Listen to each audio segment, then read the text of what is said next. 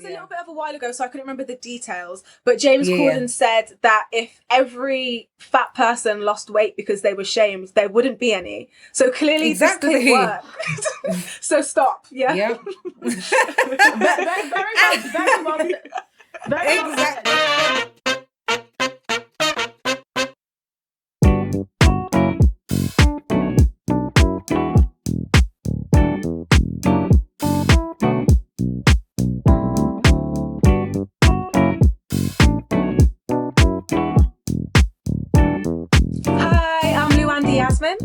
I'm Anissa.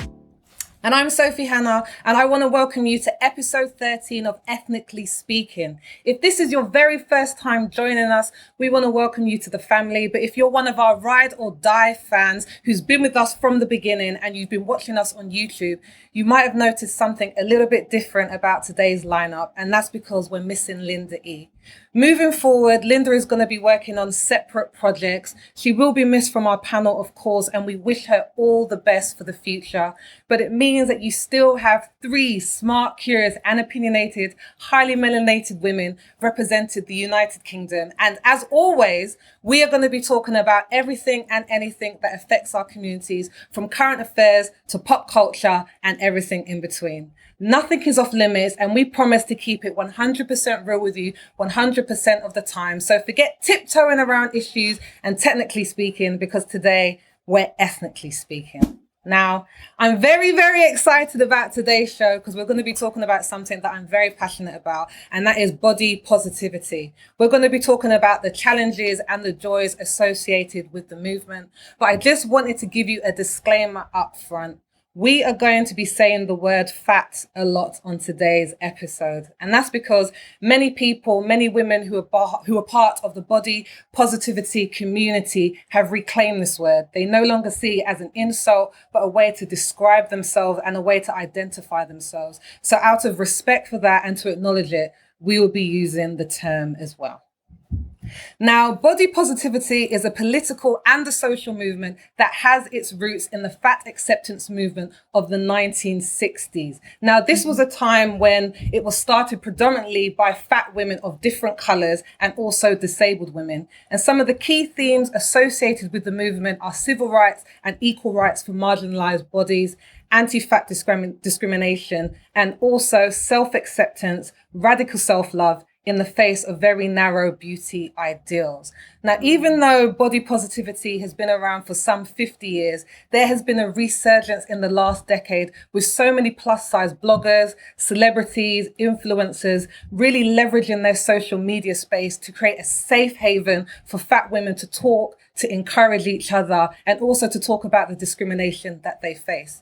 But interestingly, we have also seen the body positivity movement monetized by brands, thin influencers, and public figures for their own personal gain and not showing any regard for its original roots. So what I wanted to ask you ladies is, do you think that the body positivity movement has been co-opted by thin bodies, and why might the all sizes matter approach be problematic?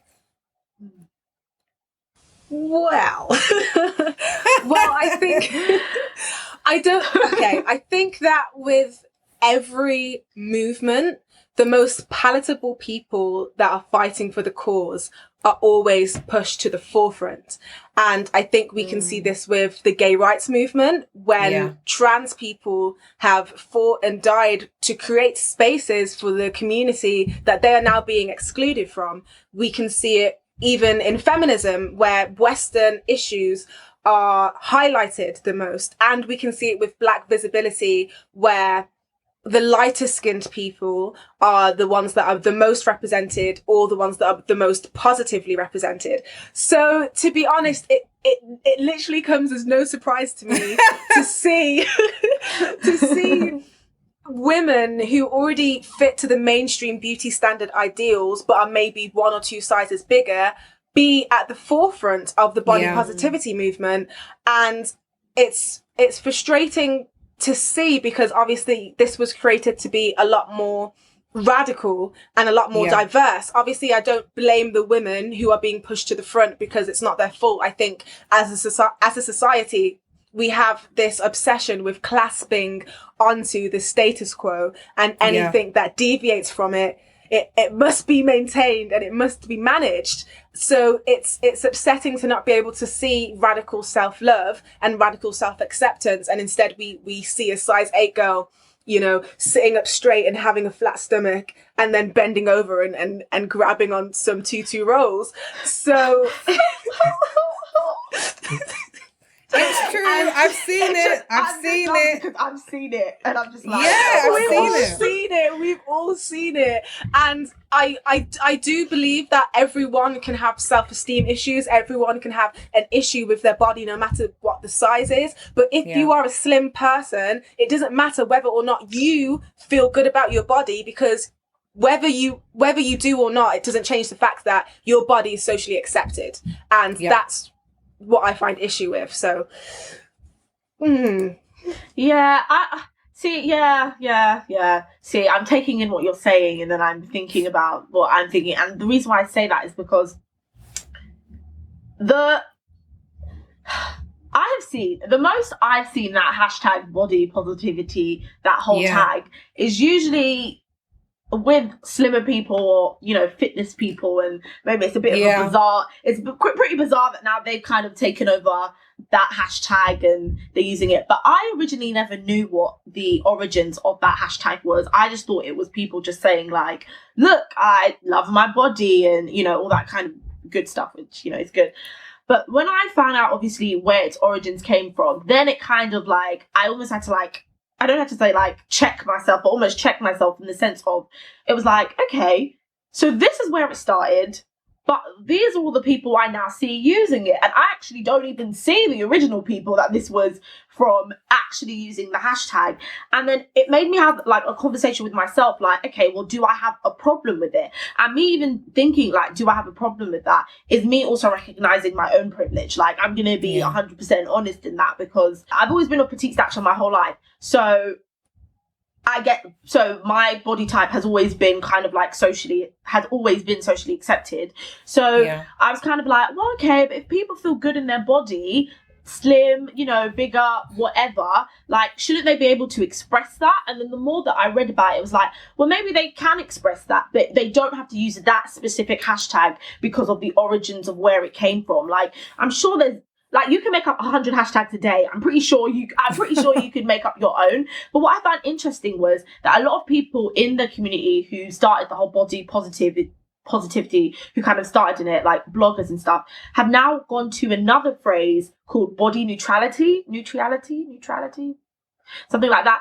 And it's the whole idea basically of, well, one, the whole body positivity community is kind of like over saturated with people who it wasn't even created for, and secondly because they feel like saying body positivity is now complex in regards to how they feel about their bodies. Because what I thought was interesting is one of the bloggers said basically that she prefers body neutrality because she thinks it's easier to say to herself that I'm at peace with my body rather than I love my body, because when often she's felt like her body has betrayed her. And I just thought that was like an interesting perspective, because I've never even thought that way. And then I was kind of like, well, is this everybody else's fault that we pushed people out of their own community of body positivity to the point where now they have to say body neutrality, to the point where they're even saying, okay, I'm not even going to say I love myself now, I'm just at peace with myself. But is there something wrong with them saying they're at peace with themselves? Sorry, I'm just like a clock ticking. I'm just thinking about it. Sorry, don't jump in and stop this boat emotion, please. Okay, so what I was going to say is that body neutrality is kind of something a little bit different, because there's people who talk about radical self-love and like, I love myself, I accept myself, but there are some people who are like, I don't actually love myself.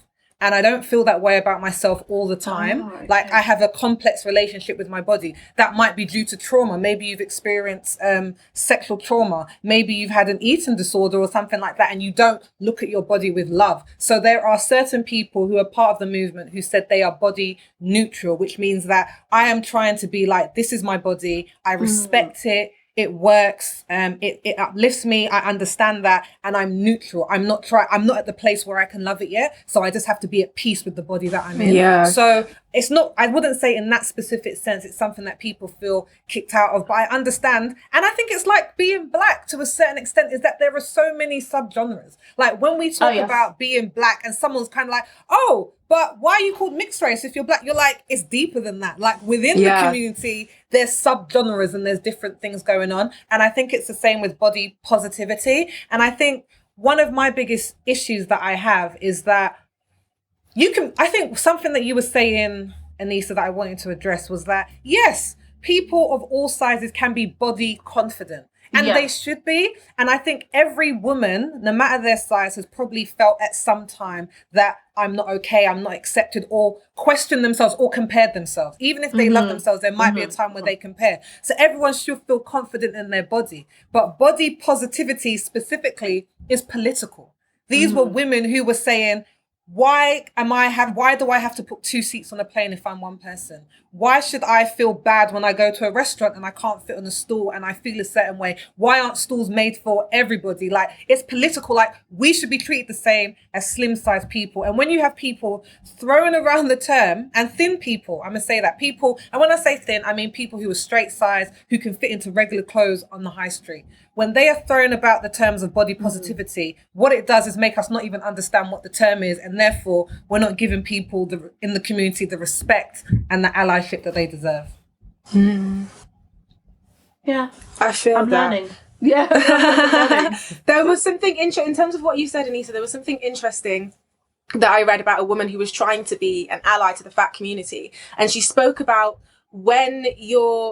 because like Sophie said, I do agree that everyone should be able to be body confident, but you have to think as a thin person, when you're putting this on the internet, you are exposing it to everyone. So you can be, I think she said something along the lines of, just like when a tree falls in the forest and no one's around to hear it, a triumph is still a triumph, even if no one's around to like it. So you can acknowledge yourself, you can acknowledge your growth, and it doesn't need to go on Instagram, because when you put it out there, then you're kind of stepping on the toes of the people who the movement was created for. And that's why people are finding it so ridiculous. Like I saw something on Twitter the other day where it was a very thin girl, and she was like, this is me from one side, the sun's behind me, so I'm backlit, and here's me on the other side of the room, you can see a little bit of cellulite. And we were like, and one fat girl quote tweeted it, and she was like, skinny people, I really need you to get over yourself. And this Oh my God. This is what we're putting out there. So we need to think about because we think, okay, this is our circle, this is just like my friends and my family who follow me on Twitter or follow me on Instagram or whatever, but you're exposing it to the world. As soon as it goes into the internet, it's exposed to everyone. So I think we just need to be more mindful of the words that we're using, and the pictures that are attached to them as well, because sometimes it sounds a bit ridiculous. Do you know what? Yes, you're right, because I've honestly seen this whole body positivity movement, it has been eclipsed by the whole like thinner, fitter like people, because that is who I've seen. I didn't even realise its origins. And I think brands have kind of bandwagoned onto it as well. Yeah. And they've kind of like, they've used it to push another product or push more products, but they're doing it again with people that they would usually use to like push their product. But they're kind of just saying, but we're doing it for everyone, but it's really just for the same people that you were targeting before. And I think now we have to push back on brands and be like, this isn't body positivity. Like, I really believe there's a power in Twitter, whether it's used for good or bad, you know, who knows. But I think whenever there is a collective voice or people just saying, hey, this is not cool, it does really wake up those brands, because we get that direct interaction. And I think we as consumers need to say, okay, this isn't body positivity, and why are you using this to sell whatever it is that you're trying to sell? I feel like I'm just even speaking to myself a bit. I actually want to come on to that, because I think we do need to speak up, and there do need to be various voices, and like specifically talking about brands and what you're saying, it makes me think of, and I don't know if you ladies saw it, Maya Jama and the whole Adidas campaign. And it was talking about body positivity, and she was like, love yourself at any size. So it's Maya Jama, the famous radio DJ, who I really, really respect her work and her work ethic. And she was the face, or is the face, of Adidas's swimsuit new collection for something like loving yourself. And there was a lot of backlash online, and I agreed with it because I'm like, Maya, I think we need to take several sits downs because I don't think that this one is for you. Like, you are. She's literally gorgeous. She's beautiful. Her body's not only accepted, but it's desired, right? Yeah, this is completely it's desired. accepted. She's, in terms of what the world sees as beautiful, she's cut in the right place. You can see me making her figure eight. Like, she's, I literally, if you're listening on the podcast, I'm making a figure eight with my fingers. She literally has the figure eight. She's nicely shaped. She's got that Jessica Rabbit, like. Yeah, she has that, as 50 Cent would call it, that exotic look. Like, she's racially ambiguous. She's slim size. She can fit into clothes. She's extremely attractive. And to put somebody like that and say, love yourself, you're like, well, she fits into what the world would want anyway. Why didn't you use this opportunity to highlight somebody who isn't conventionally fitting the aesthetic of beautiful or good looking or attractive, and then say, actually, let's really talk about loving yourself at any size? And what I saw online, which was really interesting, is that Adidas's swimsuit lines don't even cater to more than like 2+ sizes, and they're like, they don't even stock in all sizes. So wow, what are we even talking about here? Wow. I think that's exactly what I was talking about when I said we need to be careful about the language that we're using, because someone like Maya Jama, like I said, she has that Jessica Rabbit figure. Like, she has a very desirable look in all senses in terms of facial features, skin color, and body type. So I understand why people were like, how is this? You could have just had the campaign. It didn't need to then move into the body positivity movement, because it could have just existed and been successful as a standalone campaign. Because like you said, Sophie, you're talking, obviously there's different layers to it. There's different subgenres. Maya Jama, if she was in high fashion, wouldn't be treated the same as other women who would be a lot thinner than her. But what you said, Sophie, I think people need to pay attention to is, if you can walk into a shop on the high street and find something that fits, you have slim privilege. And then we need to look at how we're not stepping on the toes of people who don't, and how we need to be allies instead of speaking over people, when it's really, like you said, our time to just step back and maybe listen a little bit more. But I think in terms of brands, it's really interesting to me to see the shift, because I don't know, do you guys know Giacomo? No. Do you know Giacomo? Name, yeah. Okay. So Giacomo is a clothing brand, and it actually advertises itself as being for bigger men. So their clothes it starts at a medium and it goes to a 5XL. And the first time I saw the brand advertised was in 2011, and it stayed in my mind this long, because I had never seen on the television a brand advertise, not only advertise and include bigger men in the commercial, but outwardly say that we are a brand for bigger men. I don't think I've ever seen something like that, and I don't think I've ever seen something like that since. Fast forward to Big 2020, I saw an advertisement of Giacomo, and it was called like Summer Has Fallen or something like that. And I didn't know that it was advertising for Giacomo until it ended and the big name came on the screen. But I kid you not, this advertisement could be mistaken for like Boohoo Man, or just any regular, any regular clothing brand. The man in it was very tall, very classically handsome, muscly.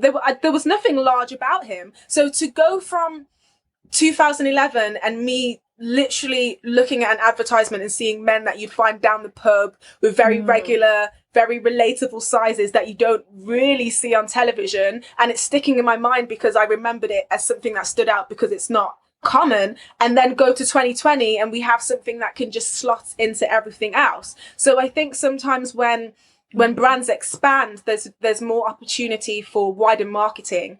But when you're putting together a larger advertising campaign, you have more heads in the boardroom and more people with positions of power who can alternate the way that your brand is going to be presented to people. And sometimes the people who have created the business want to get their bag, and maybe they'll take a step back from the ideals that made them create this in the first place, just because they know that while it's going to sell.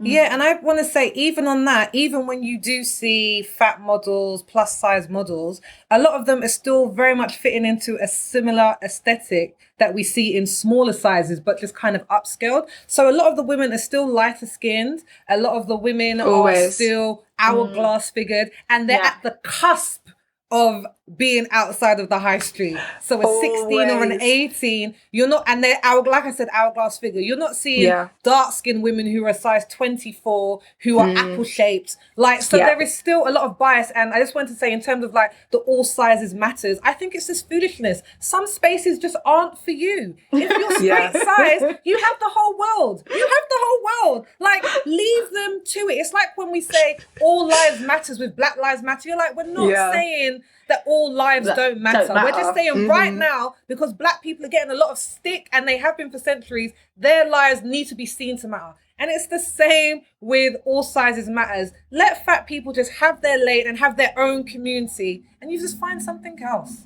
Yeah, real. Well, yeah. I'm sorry, guys. Anyway, so let me just move the conversation on a bit, because one of the criticisms that is kind of leveled at the body positivity movement is that it's encouraging, it's endorsing, and it's normalizing obesity. Now, the dominant narrative associated with obesity has always been that, you know, obese people have massive health risks and they're causing massive financial strains on the NHS.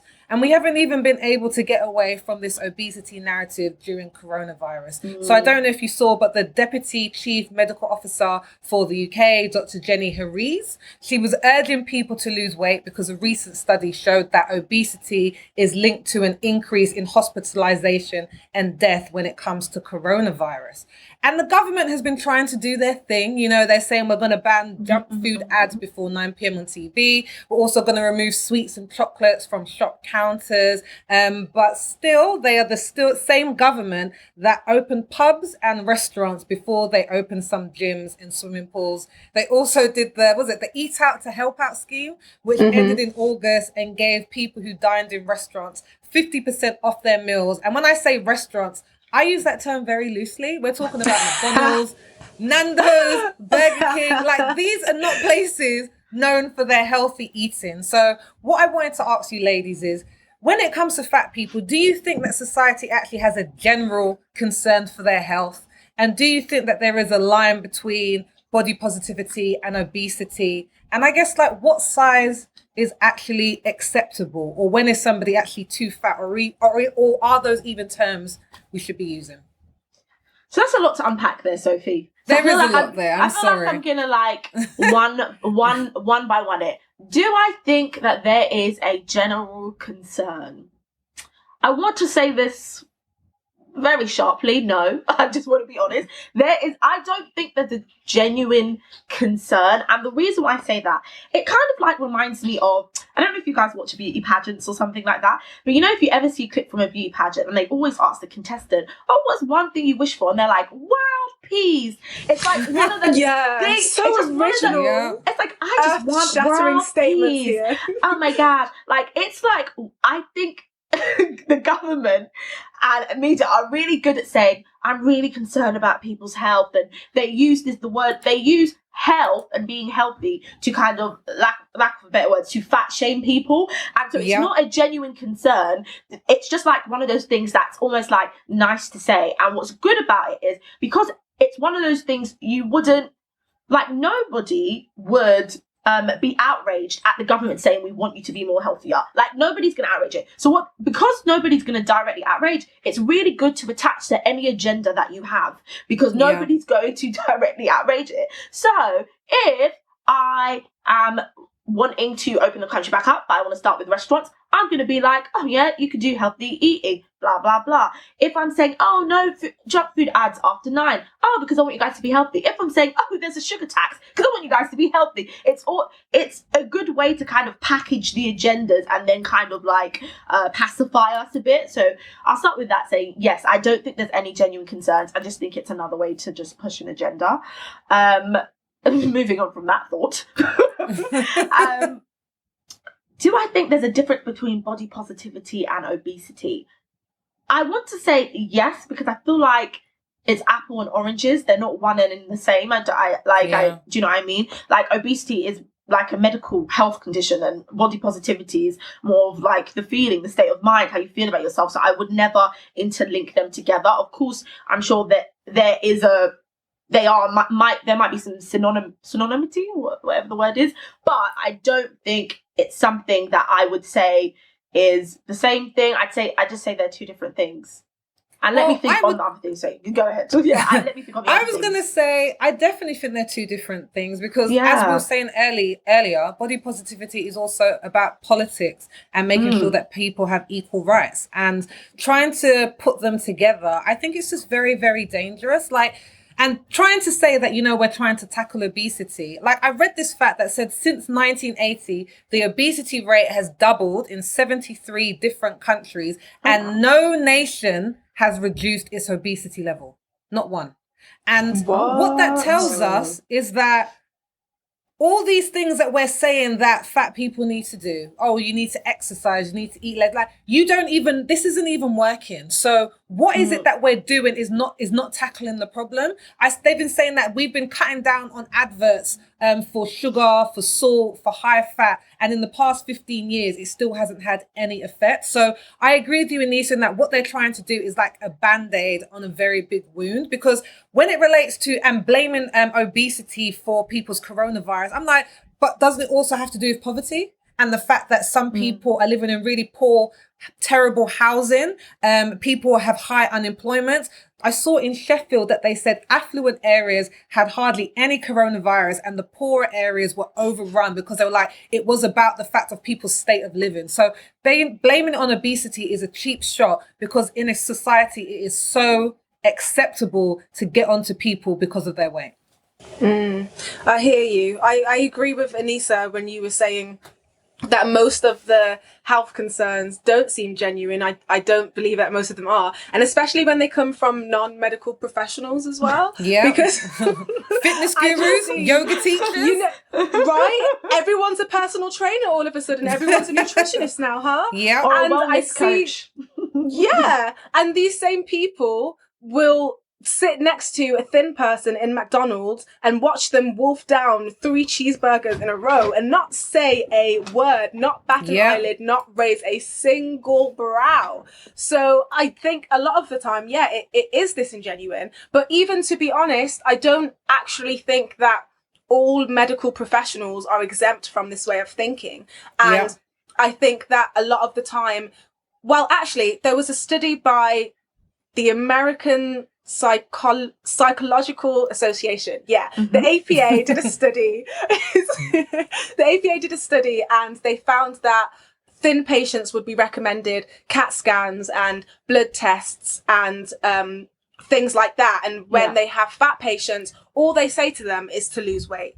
And there was a woman called Kenyatta who said that she suffered from insomnia and she suffered from migraines, and she even had the cold this one time. And all they would say to her is lose weight. And it's not a fix or cure just to be thin. And obviously, if it was, if thin really equated to healthiness, like people keep telling us that it does, if thinness equated to healthiness, there would be no thin people in hospitals. There would be no thin people going to see a doctor. So because there are, it just disproves that theory. So when people try to come at it from that angle, it's really frustrating, because a lot of the time, all you're doing is damaging someone mentally and not actually encouraging them to do anything positive for themselves. I think that's so important, because I read this really great article in the Huffington Post called "Everything You Know About Obesity Is Wrong." It was just the best article. We're going to link it because it was so good. But what it was saying is that, even people who are fat, who have cancer in terms of breast cancer, women and cervical cancer, they're at a higher risk to die. And they said it's partly attributed to the fact of the trauma of going to the hospitals and the fear of getting checked out. Because like you said, Anissa, for a lot of people who are larger, it is a traumatizing experience going to the doctor. They're misdiagnosed, their tests are delayed, and they're always just told, well, if you lose weight, then there wouldn't be a problem. And to say that, and I know people in the medical industry, and a lot of them do think like that. They talk about, well, a lot of it is related, but I'm like, but I also have my sister-in-law is super slim, and she can eat whatever she wants and no one ever gets on her about it. Yeah. In fact, they're jealous. We're jealous as a society of people who can eat whatever they want and stay like a size 6 or a size 8. You're so lucky. What do you do? I wish you had your body. And I know people as well who are thin and who don't work out and are just like, I can't go from here to here. But, they stay thin. But we don't get on them about health. And trying to say that being fat equals being unhealthy is not even true. They're saying medically it's not true. It doesn't have anything to do with each other. You can still be healthy and be in a larger body. I definitely agree. I think, personally for me, I just think the medical profession, not to speak bad on doctors, because I know doctors and I love them very much, but in that I do think the medical profession is rife with a lot of sometimes they hold up stereotypes and then they hold on to things kind of thing. So it's like, okay, if an overweight person comes into their vicinity, it's like, okay, let's deal with your weight first instead of caring about their issue. And it's kind of like, bro, that's not what I'm here for. And I feel like I've experienced that every time I go to the doctors, not about my weight, but every single time I go to the doctors, they make me take a pregnancy test, and I'm just like, dude, I've come here on a toe. Yep. Every single time. Haven't you had that? When you go, doctor, could you be pregnant? No. Are you sure? Yeah, I'm sure. I'm not pregnant. Sure. Every single Am I since just I've not been going to 16. the doctor often enough? I don't know if you're not. Since I've been 16, every single time I go to the doctors, I have to take a pregnancy test. It's like, I don't know if I look like I'm just gonna get pregnant. I don't know what it is. And usually it's a chest infection.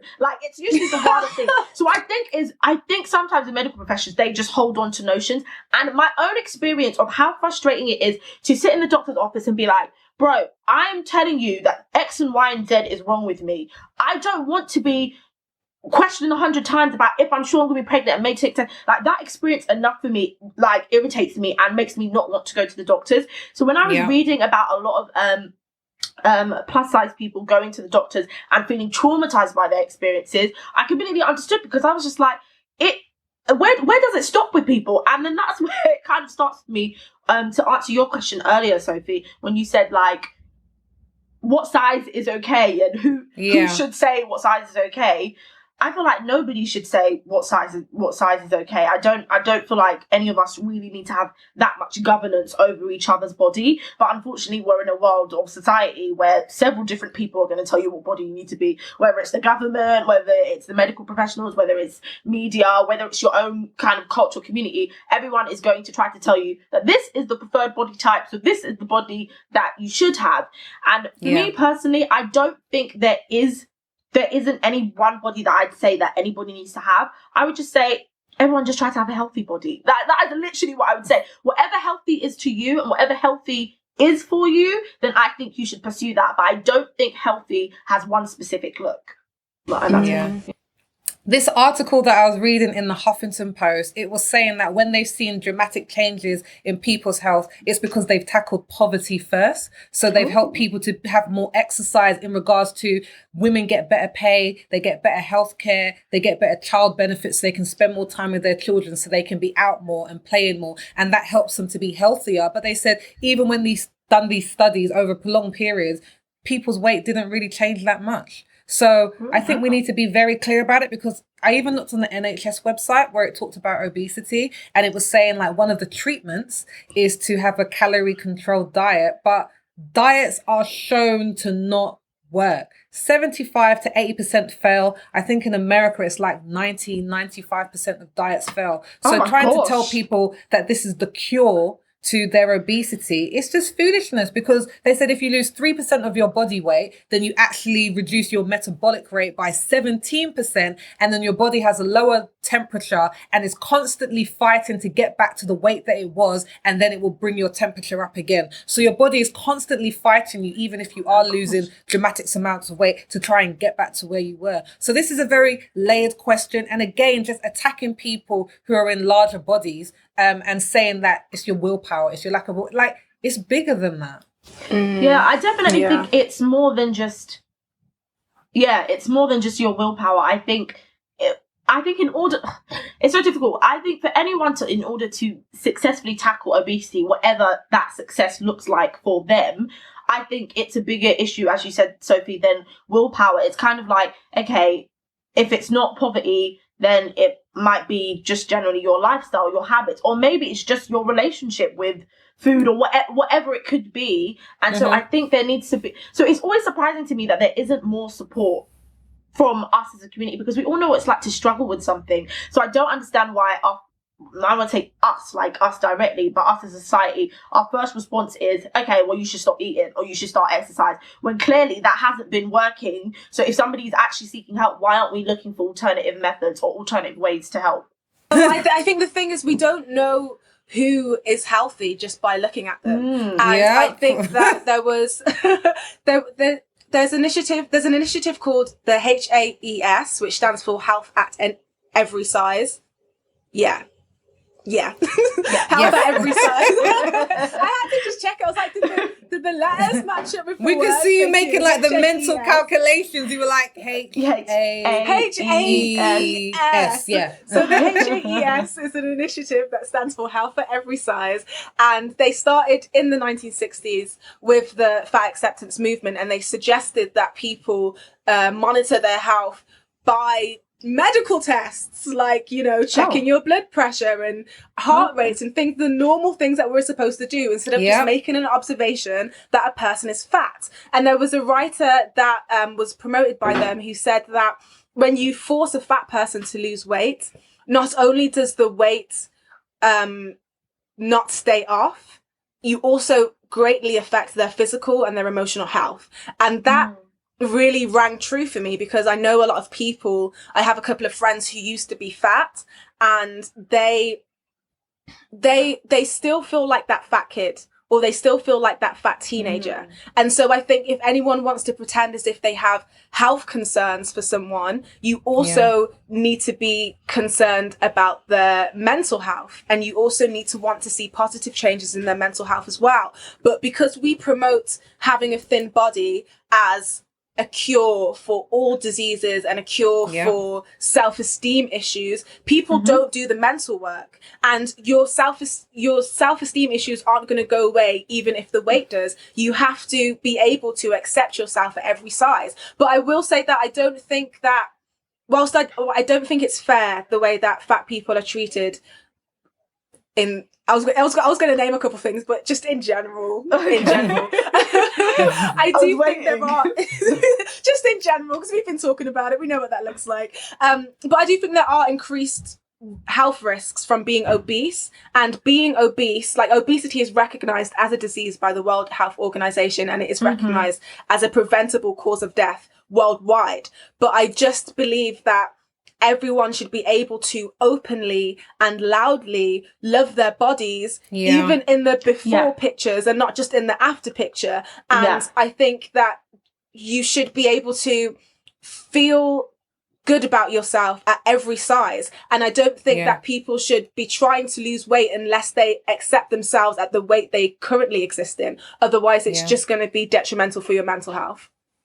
Yeah, and I feel like, just to piggyback off that, because I agree with what you're saying, Luanda, it's like, why do we feel more comfortable with having people in fat bodies shame themselves? Like, why are we more comfortable with them to cover up and hide themselves, or to see them eating salads because we want to see that they're working on their transition? Actually, maybe they're not. Maybe, like, what's wrong with people being happy with themselves? That's not encouraging. Like, the way to encourage your child to do better at maths is not to say you're terrible, you're the worst person at maths, you're never going to be able to. Like, that would be ludicrous to us. Crazy, like, you encourage them, and when they get it right, you're doing great, and you work with them where they're at. And with fat people, I'm not saying that they need to be worked with. I'm not saying that. I'm saying shaming them is not going to show that you care.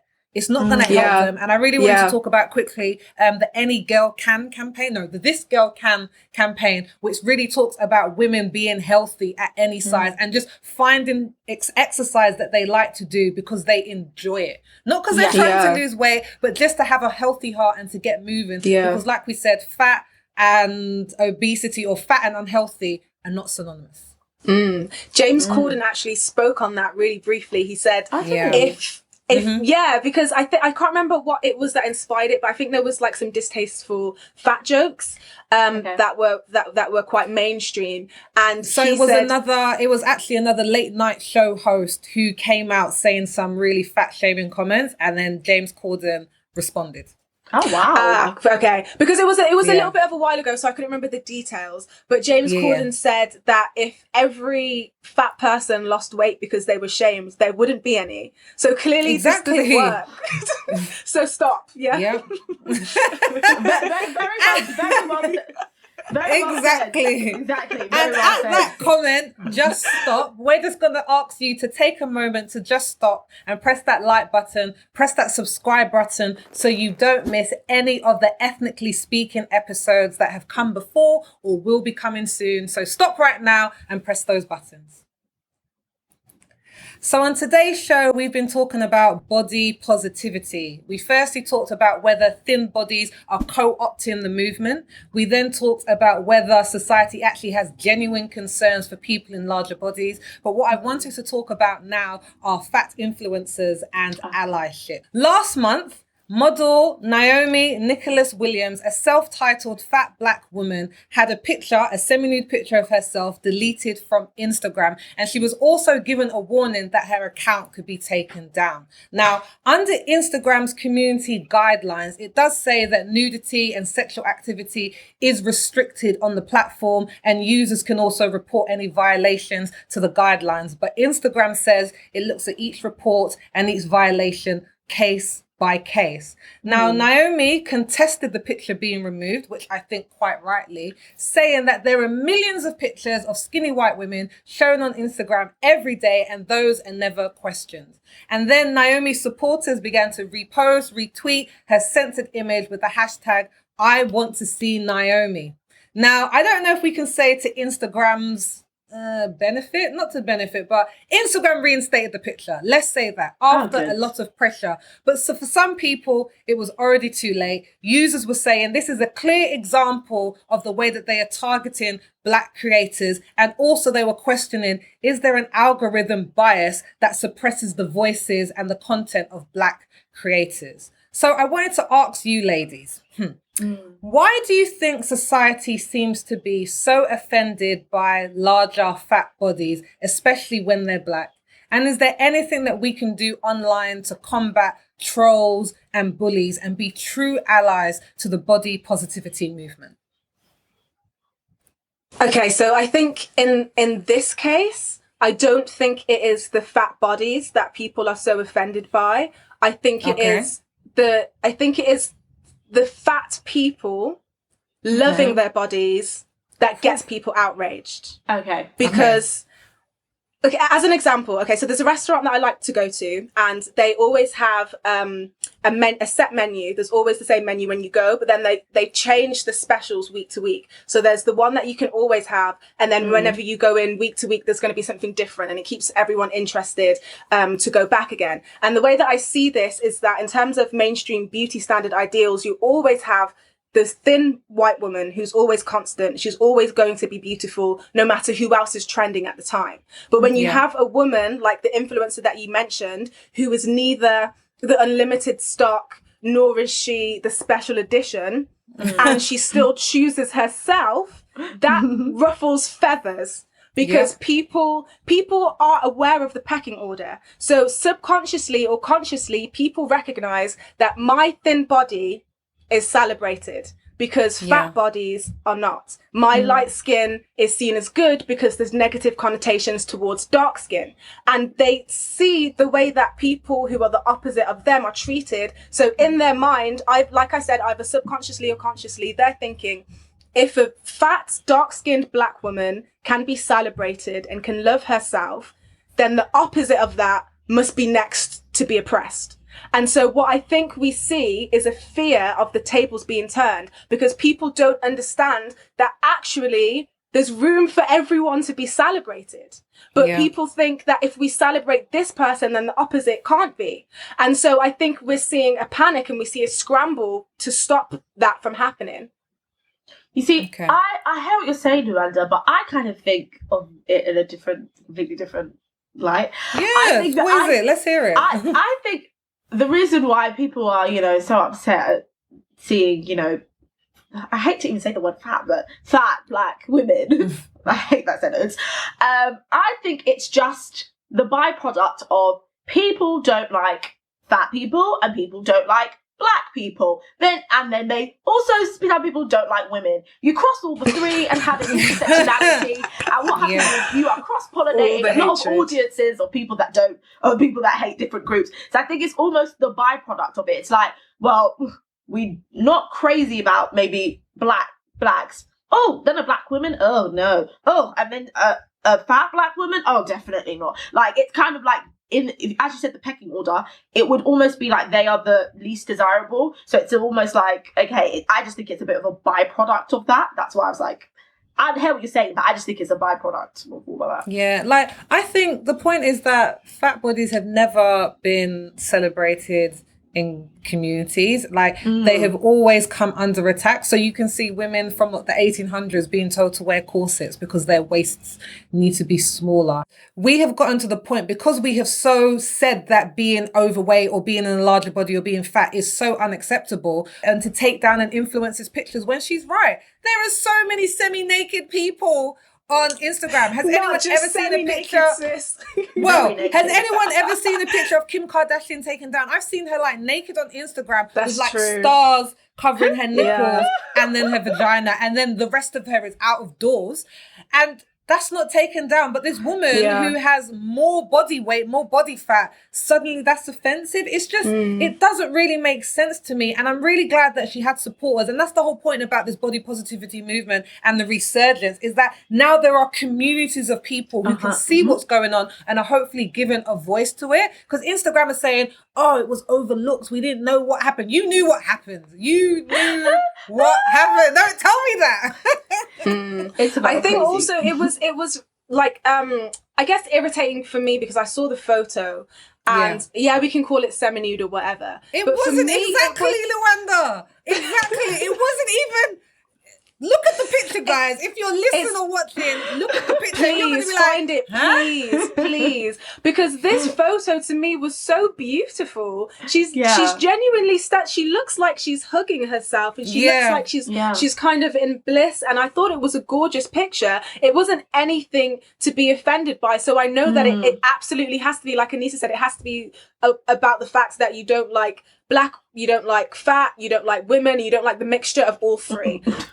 Because there was nothing that was not beautiful about that photo unless you hate all of these things or have a problem with one or all of those things. So it is frustrating. But I do think there were times that fat bodies were celebrated, and these are the times where we experienced a lot of famine in this country, and if you were rich you could feast, and that means you were chubby, or could be anywhere between chubby and fat, and that was something to show off. So we did have a time where women were actually stuffing their dresses to make them look bigger because it looks like you're coming from money, whereas thin people, the same type of body that we're now celebrating, or that is now the mainstream standard of beauty, was shunned. It was looked down upon because you're showing that you're poor, because you can't feast, because thin people couldn't, get fatty foods, and they were meal to meal and sharing a small amount of food with a lot of people in their houses. So I think it just goes to show the way that we're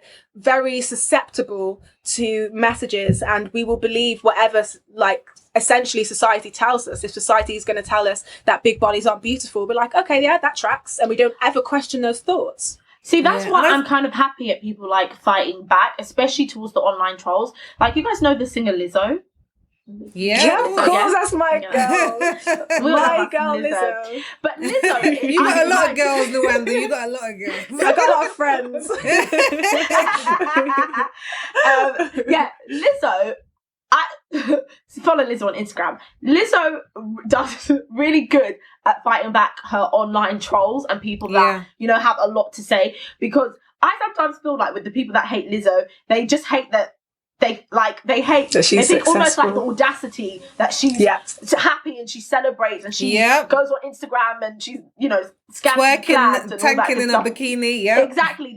I think they almost hate the audacity that she has, and so I always see Lizzo like fighting back the trolls. But sometimes I want to be like to Lizzo, just don't even engage them. Like, don't even engage them. This is what they want. They want to be even in conversation with you. And I think it takes back to what you were saying earlier, Sophia, like, how can we kind of stop this online trolling, or how can we be allyship? And I think firstly, I'd say disengage the trolls. And I know that's easier said than done when you've got lots of people attacking you. But like, for me, it's kind of like, you don't want to give energy. You just don't want to give energy to people that are being that negative. I think for those who see things when the trolls are like going crazy, it's either our job to either, flood the comments with lots of love, or it's things like even reposting people's images and Lizzo's image and all the Instagram images and showing, okay, we love these beautiful bodies as well, so that there's almost a balance to the hate or the reaction that bigger bodies are getting on Instagram. I just wanted to respond to something that you said earlier, Anita, because in terms of trolls, there was a woman that I really like, and her name is Whitney Waythor. I don't know if you guys have heard of her. No. Okay, so she used to be a dancer, then she had an injury, then she became overweight, and she eventually got back into dancing, posted a video called a fat girl dancing, and it went viral, and now she has her own reality TV show, which is on its like 8th season on TLC. Yeah, it's called My Big... I'm going to get it wrong, so let me just leave it there. Whitney Waythor is the woman. Oh my gosh, is she a brunette? She's like a brunette. Yes, I love her. I love her so much. And I saw her on Instagram the other day because, I think on the last, when we were talking about 10 minutes ago, Anissa, you said something like a fat black woman, and then you said, oh, I don't even like that sentence. I don't even like that coming out of my mouth. Yeah. And she posted a photo of her as a child in a bikini and said, oh my gosh, look at me as a little girl. I wish I could get this bikini in a size fat. And then people were saying, oh my God, no, you're not fat. You're beautiful. You're not fat. You're successful. Yeah. You're not fat. You're this and that. And she said, listen, I am fat. And you having an issue with the word fat is on you, it's not on me. Because when we're allowing it to be synonymous with ugly, and we're allowing it to be synonymous with unattractive, and synonymous with undesirable, and synonymous with unhealthy, that is our issue to fix. There is nothing wrong with the word fat. There is nothing wrong with the word black. There is nothing wrong with the word woman. It is us that have it's us that have created negative things attached to it. So it's us that have a problem with the words, and it is. And I've said us so many times, I'm really not trying to say it again. But no, honestly, Lawanda, you're right about that, because it's my issue. I don't like saying the word fat because it almost feels like saying like the N-word to me, in the sense of it has had such a negative connotation and it's been used to like really shame people. For me, it just carries a certain weight, and it's like, this isn't a word that I've never used it to like shame anybody, and nor has it ever been used to shame me, but because I've seen it been done to others, I've just seen the weight that it carries. So for me, I'm like, it's each their own, like everyone's reclaiming it back the way they want to, but for me it just carries such a negativity. It's almost hard for me to even reconcile with it being like, so when other people want to claim it and it's how they prescribe life or describe themselves, then I'm all with it. Do what you need to do, but it's just a word that I just can't use. And I know. I just can't. I think that's important as we talk about allyship and body positivity, because one of the major things is questioning our own internalized fat bias, because not being able to say the word fat or seeing it synonymous with ugly or unsexy or dirty or whatever, lazy, whatever people might think, that's internalized fat bias. Those are the things that we have internalized from the society around us. And so if anyone would call us fat, we'd be offended by it, because those are the connotations that we have. And in being an ally, we need to question our own fat bias. When people say, and I have said it, oh, I just feel really fat today. Fat is not a feeling. Like, it's not a feeling. So you saying that is very problematic. Me saying that is very problematic, and it's offensive to people, because some people are like, I am fat, you don't feel like me. Like, you need to separate that out, and we need to start questioning our own assumptions about weight. And as people who can fit into clothes on the high street, we need to be questioning people also within our communities who are straight sized, who are thin, when they say things like, I've had a really bad weekend because I had a chocolate cake and pizza, I really need to go to the gym and work it off. Why? Like, what is the connotation with you putting weight on? What is so problematic about that? Because how does that make people who are larger bodies feel? And this is something that I've had to say to friends who are a little bit smaller than me, who are really into the gym and working out. And I'm like, how do you think it makes me feel when you keep talking about how you need to be getting slimmer and you're like a size and a half, 2 sizes smaller than me? Because what you're really saying is that I'm really undesirable. They're like, no, that's not. I'm like, no, that is what you're saying. That is what you're saying. Yeah. So, Sophie, we need to do the hard work within ourselves. Yeah, go ahead. That's a really good point that I'm making, because as I said earlier as well, like I had to, even like thinking about today, I've really had to check my privilege, because I've almost not even been confronted with these thoughts before. Do you know what I mean by that? I get it. And now that you say that, I feel like I have definitely been guilty with my friends as well who've wanted to lose weight or whatever. I wouldn't say like maybe I'm gym conscious, I don't know, but like, you know, I eat in a specific way and I'm like, okay, I only eat between X and Y hours and I'm only eating X and Y calories today and it's only this and blah, blah, blah. And okay, I'm doing X amount of cardio and how many calories did I burn? Like, so that is like the spinning wheel that is in my head.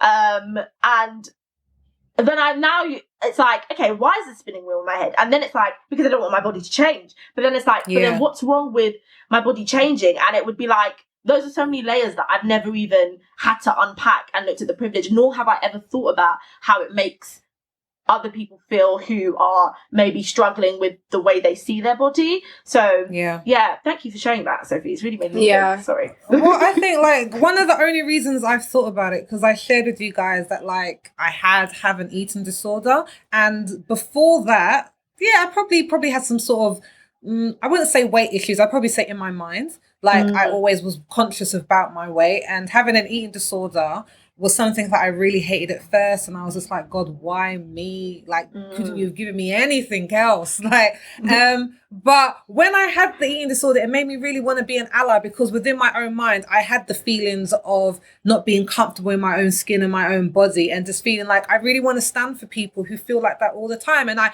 feel like I really understand, but the point is I don't. Like, I might have felt that way in my mind, like I had body dysmorphia and I saw myself maybe bigger than I was or whatever, but I've always been able to shop on the high street. So there are certain experiences that I just cannot understand. And that is why it's so important in being an ally. It's about centering voices of people who actually are at the forefront of the movement. Because again, in talking about Black Lives Matters, we wouldn't even presume to have, you know, white people talking about what it's like to be Black and the ills of that. But it's like, that's not your space. And the same faith, even for us to a certain extent. And when I was doing the research and we were talking about this topic, part of me was just like, I want to make sure that the next time that we have this conversation, if we ever do, we have a fat woman on our panel, maybe a guest speaker, someone who is talking about the lived experience of what it's like. Because even us talking about it to a certain extent is privilege. We can talk about this and we can have our thoughts on it. And I have never had to worry about not fitting into a plane seat. I have never had to think about where I'm going to eat out because they've got booths and I can't fit. That has never been my struggle, regardless of me having an eating disorder. So we need to also learn from our mistakes and try and do better, because there are going to be things that we slip up on, because when you come from a world which we live in that doesn't accept fat people and that we shame them, even when we see people in our minds or whatever, and we've said things or we thought things or we thought stuff about ourselves, it's going to be very difficult to separate it out. But just like in the Black Lives Matter movement, it's not Black people's job to educate other people. It's not fat people's job to educate us. We need to do the hard work, read the books, hear the voices of actual fat people, let them talk to you about what their struggles are. And, you know, we just hold their hands and say, what do you need us to support? What do you need me to repost? Let me do it. I'm happy to support you. I think, to be honest, in terms of allyship, we can apply everything that we say to non-Black people in terms of how to be allies to the Black community. We can just apply that to ourselves. Agreed. People and how to be allies to fat people. Because there was an article that I said, an article that I read, and something that a woman said that I really liked. And she said that she hopes that thin people will have a position in the movement that is more helpful than harmful. And I think that it struck me because it's so evident that right now the latter is happening. We are being more harmful than we are being helpful. And I think a way that we can change that is by, like what you said, Sophie, not being a spokesperson for fat people, but opening up dialogues between ourselves and other thin people to check ourselves and check each other when we slip up, when we do something that is harmful, because there will be those times, because this is not a version of oppression that we have experienced so far.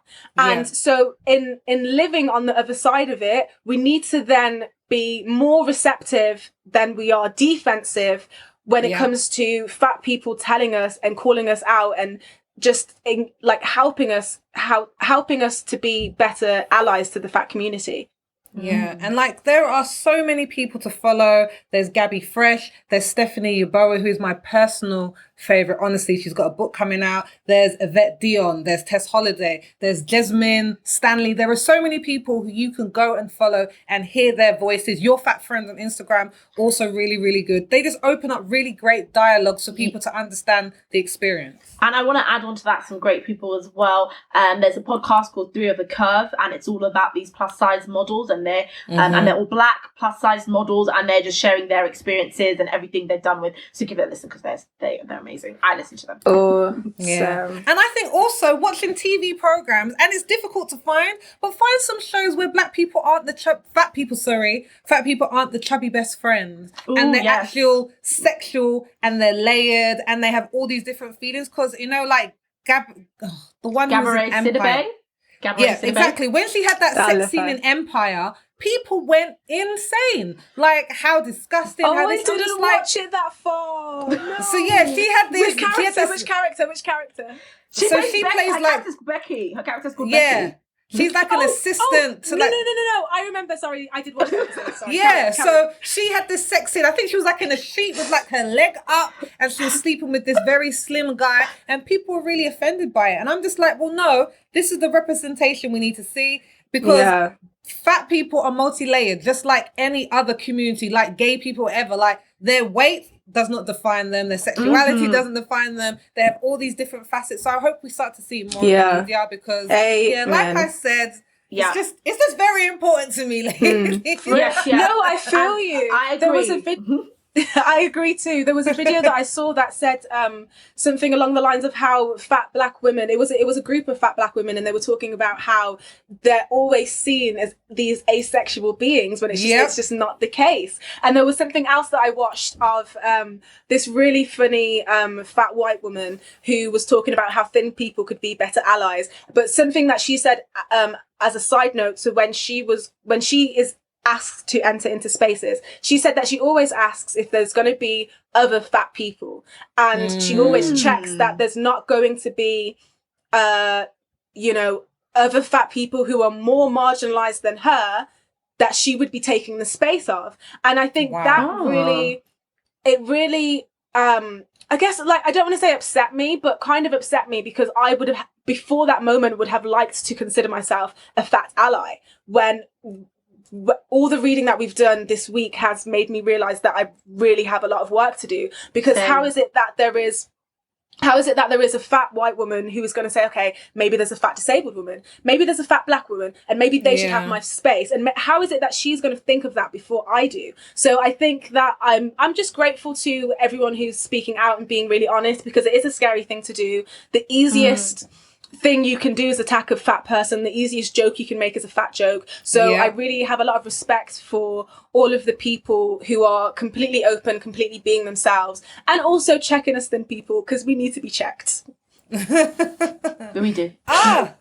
So true. And I think on that note, on checking yourself and reading up and doing your own research and being the ally, the best ally that you can be, we have reached the end of today's show. Thank you so much for watching Ethnically Speaking. We've loved every single minute of it. We hope you have too. And if you have, don't forget to give us a thumbs up, but help us to keep the conversation going. We've been talking about body positivity today, and we want to know, has there been anything that's challenged you or made you think differently about the movement? If there has, make sure you write your answers down below in the comments. And if you want a summary of everything we've been talking about, because we've talked about a lot, don't forget to head on over to unitedmelaningroup.com/ES013. The link will be in the description. If you're watching us on YouTube, don't forget to click that subscribe button and to hit that notification bell so you don't miss a thing. We're going to be rocking with you the same time next week, but until then, stay safe and stay alert.